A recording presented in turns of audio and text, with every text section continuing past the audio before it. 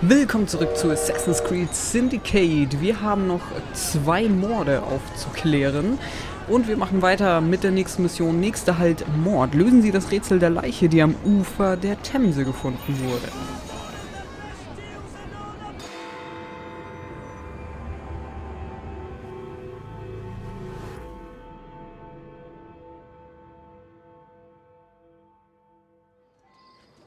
Hey! Someone help! Some tramp found something down there. Looks like foul play. Die unidentifizierte Leiche untersuchen.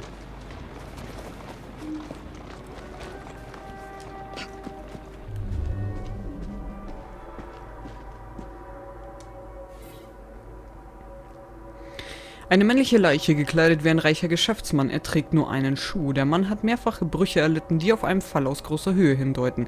Er trägt keinen Ausweis bei sich.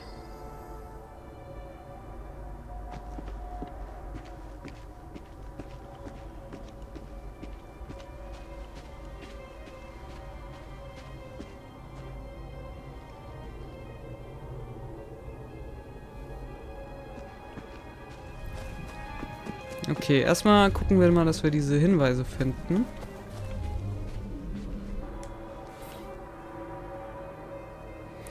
Der Mantel eines reichen Mannes mit eingenähtem Namen im Futter. Matthew Killian.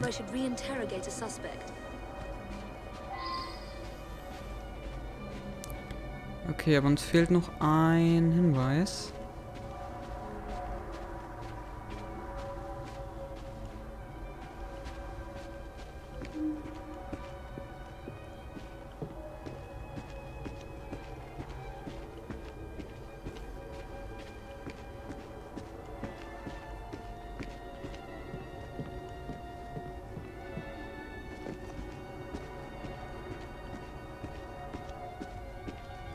Na.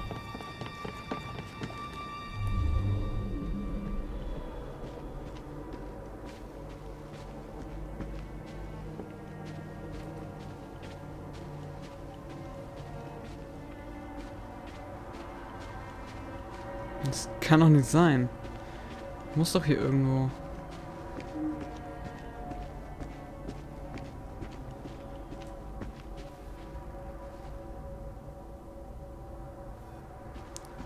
Ich schätze mal, dass das... Ja, da oben. Alles klar, bevor ich den befrage, werde ich erstmal hier hochklettern und den letzten Hinweis unter die Lupe nehmen.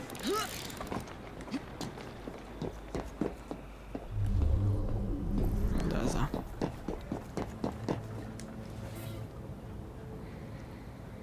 Eine defekte Silberuhr, die Zeiger sind kurz nach Mitternacht stehen geblieben.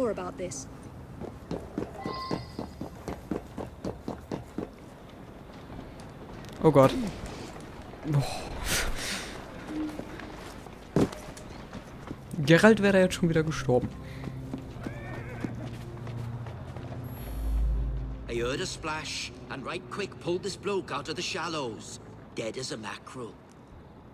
The midnight train, that must be the 616, stops in the station down the road. If you hurry, it might still be there. I live there now. If you can call it living.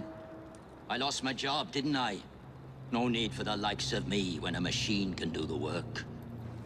A nice warm coat like that on a dead man? What do you expect? I snatched it before somebody else came along to nick it. Like you.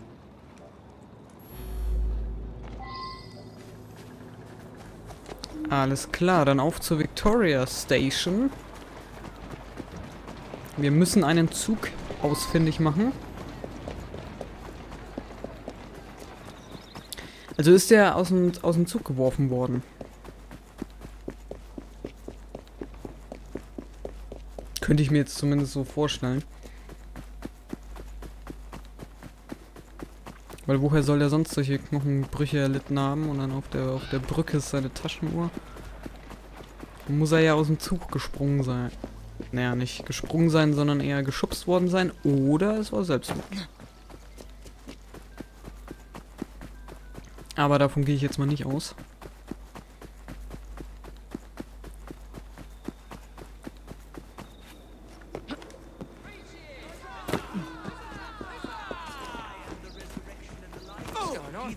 Verzeihung. Ich wollte eure gemütliche Unterhaltung nicht unterbrechen. Oder eure gemütliche Sauferei.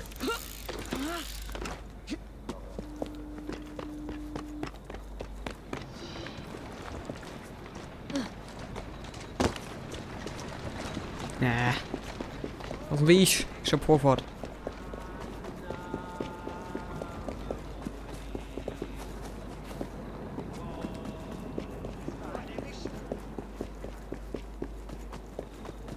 So, Victoria Station.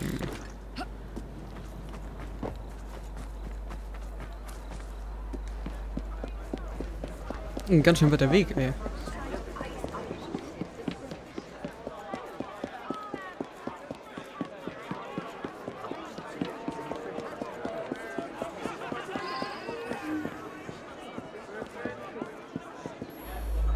You better hurry. It's leaving right now.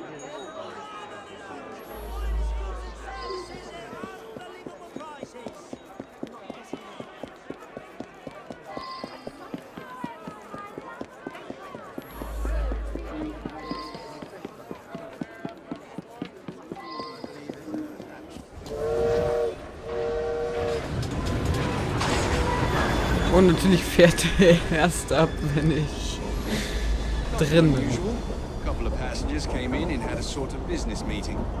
One of them was buying a lot of drinks for the other, and then they started to argue. But Vivian went over and joshed them out of it.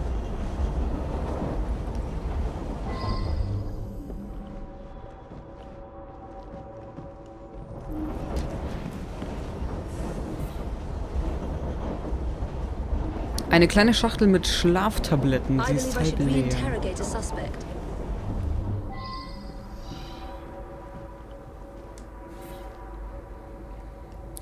Ein Artikel über Matthew Killians Bemühungen, ein enormes Geschäft in Wales abzuschließen. Es steht geschrieben, dass Killian dafür bekannt sei, Arbeiter durch Maschinen zu ersetzen. Die Beschreibung von Killian in der Zeitung ähnelt dem Opfer.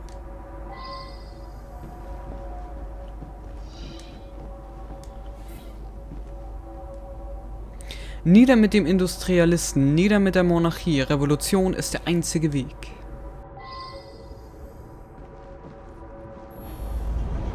It was a typical evening. As far as I knew, nothing unusual happened until you came aboard with this story of a murder. Just another wealthy passenger. They're all pretty much the same. I was tidying up in the passenger car. Around midnight, Vivian ran through.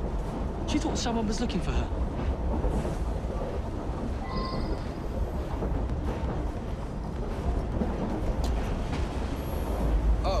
Well, it's a noisy train. Plenty of passengers have trouble getting to sleep, so I keep a sedative here behind the bar, yeah?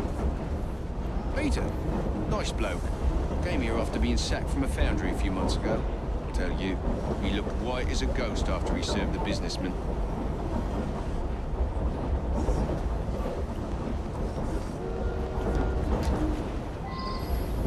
Good thing was, some noises on the roof woke me up briefly. You say someone was thrown from up there? You have to be a very strong fella to drag someone up onto the roof. Vivian had another of her dupes in her compartment by then. After that, I remember people going past me from time to time, but I was half asleep. Killian was on this train. Cool. I used to work in his foundry. I never even seen him. None of us workers ever knew what he looked like. Peter worked with me at the foundry. He's a very strong bloke. I got my arm mangled in one of the damn machines they put in. Then Killian sacked the old crew. Peter, he helped me get hired as train staff. Okay.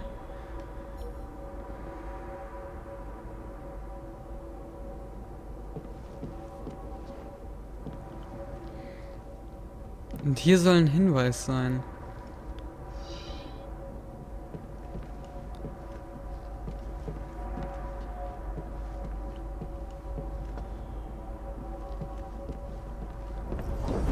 Oder ist hier... Nee, das ist dann wieder ein anderes Abteil. I had drinks in the dining car with Killian. We had business dealings in the past. It was a pleasant surprise to discover him on this train. I felt unusually tired and came back here to get some sleep. I suppose there were some disagreements, but there always are when a great deal of money is involved.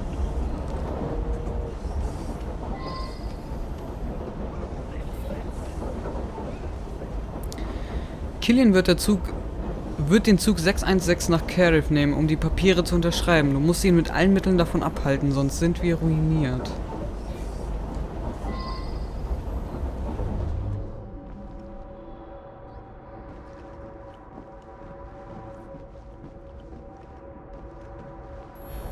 Mr. Wolf had a few with Mr. Killian. Then the young lady invited herself over to have a glass with him. Mr. Wolf became terribly tired, even though he'd only had one drink. He toddled off to bed well before midnight. I stayed in the dining car for a few drinks with the barman. I've been Mr. Wolf's valet for going on several years. He's frail and needs a man like me to help him about. Mr. Wolf bought him drink after drink. Then they got angry. But a young lady come over, and it's obvious that Mr. Killian was interested in a rendezvous-like. Around about 11:30, Killian and her left together.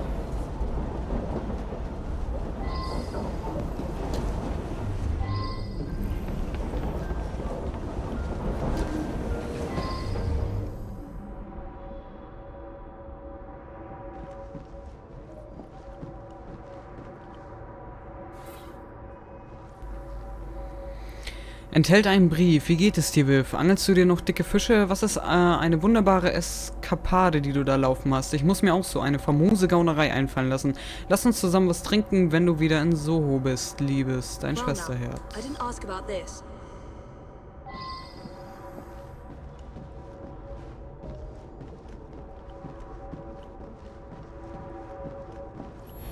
Nothing unusual at all. I had a drink with some gents and then retired to my sleeper. Oh, all right. I flirt with rich blokes and the barman slips them a mickey. I take them back to my sleeper and they nod off before I have to do anything shameful. They wake up thinking they had a night of fun and hand me a few quid. That's what happened with Mr. Killian, but he was gone when I come back from looking for the man who left the note. The rich fella, I did talk with him. Very charming. But a single woman has to be careful, you know? Did something happen to him? Okay, let's see. Wir sollten einmal... Nein.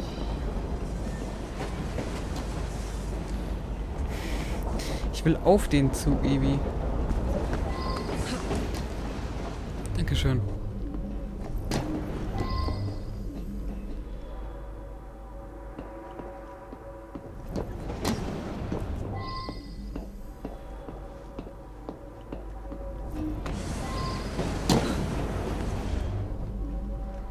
Okay, hier ist noch ein zweiter Hinweis.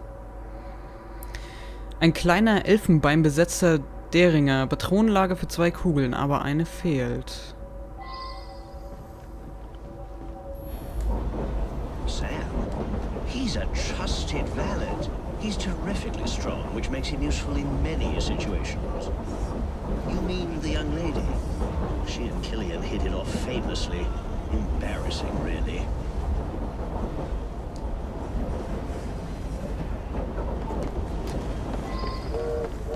Okay, let's see. Jups. So, und hier fehlt mir auch noch ein Hinweis, aber wo? Wo zum Henker soll der denn sein? Ist das vielleicht hier einer, der auf dem Dach ist? That one. Clever little minx. She and the barman got a little scam going. I think everyone on the staff knows about it.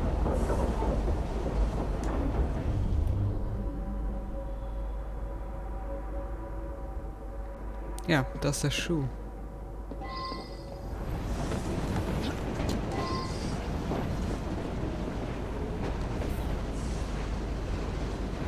Oben hat sich ein Schuh verfangen, der zu dem des Opfers passt.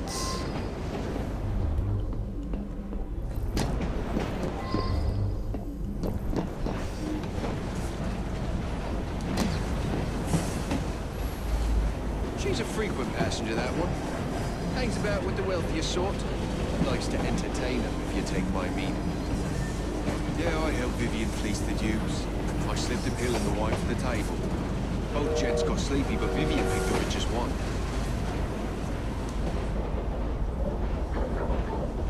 Ups. Bin ich aus Versehen in den Stealth-Modus gegangen. She rides the train often. She's very friendly with the other passengers.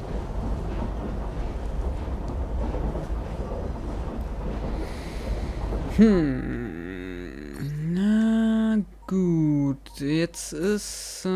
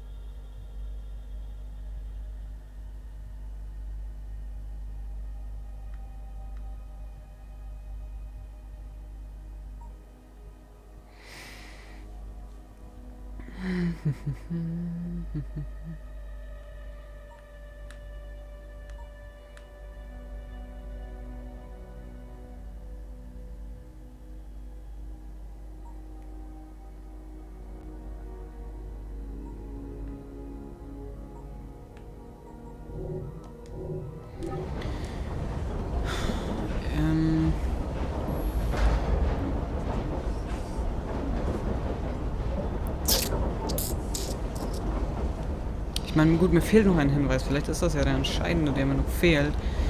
Ich würde aber trotzdem ihn beschuldigen. Oder es war der Diener. I gave him what he deserved. The man was heartless. Ha! Doch richtig. Yes!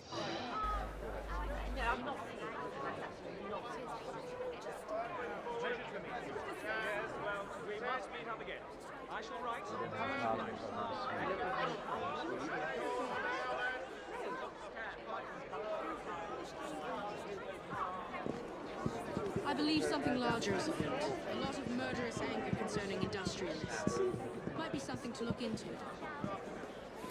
Up to the click with you. Der Unternehmer Matthew Killian wurde betäubt und von seinen früheren Angestellten Peter Jespers vom Dach eines fahrenden Zuges geworfen. Peter arbeitete als einfacher Zugsteward, nachdem er wegen der Mechanisierung von Killians Fabrik seine Arbeit verloren hatte. Eines Abends jedoch entdeckte Peter, dass Killian mit im Zug saß. Peter hatte Killian nie zuvor gesehen, ihn jedoch wegen eines Zeitungsartikels erkannt. Peter, der wusste, dass die häufig mitreisende Vivian reiche Passagiere betrog, wartete, bis diese Killian in ihr Abteil gelockt hatte. Listigerweise ließ er sie durch eine anonyme Nachricht das Abteil verlassen. Danach trug Peter den betäubten Magnaten mit seiner beachtlichen Kraft auf das Dach des Zuges, von wo aus er ihn um Mitternacht in den Tod stürzte. Killians Konkurrent Angus Wolf hatte gehofft, ihn so betrunken machen zu können, dass er am nächsten Tag nicht an einem geschäftlichen Treffen teilnehmen konnte, aber Wolf wurde selbst vom Beruhigungsmittel im Brandy beeinflusst und verschlief das gesamte Geschehen. Was Peter, den Mörder, betrifft, er wollte zwar durch Selbstjustiz für Gerechtigkeit sorgen, doch nun muss er sich selbst der Justiz stellen.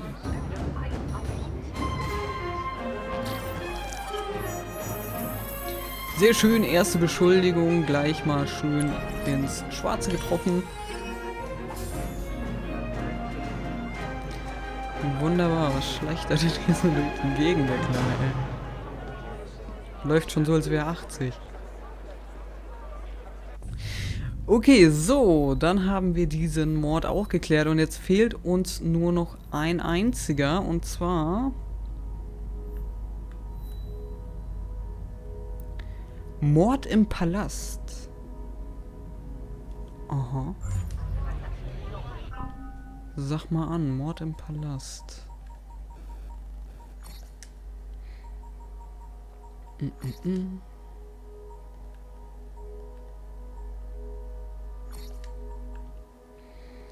Lösen Sie den verblüffenden Mord an einer Palastwache. Ich bin gespannt. Das ist das letzte Groschenroman-Verbrechen, das uns noch fehlt. Und um dieses kümmern wir uns dann im nächsten Part. Bis dahin. Ciao.